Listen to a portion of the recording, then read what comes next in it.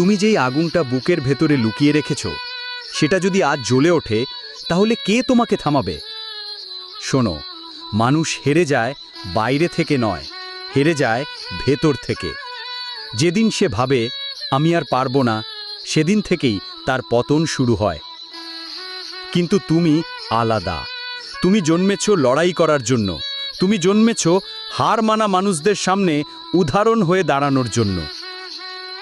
জীবন কখনো থেমে থাকে না, তাহলে তুমি কেন থেমে থাকবে? ডিপ্রেশন তোমাকে বেঁধে রাখবে যতক্ষণ না তুমি নিজে উঠে দাঁড়াও। আজ যদি তুমি ভয়কে জিততে শেখো, আজ যদি তুমি নিজেকে বিশ্বাস করো, তাহলেই আগামীকাল তোমার হাতে নতুন দুনিয়া খুলে যাবে।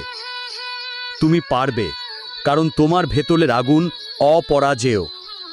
যদি এই ভিডিওটা তোমাকে একটুও জাগিয়ে তোলে, কমেন্টে লিখে দাও, তোমার ভেতরের আগুন কি আজ জ্বলে উঠেছে?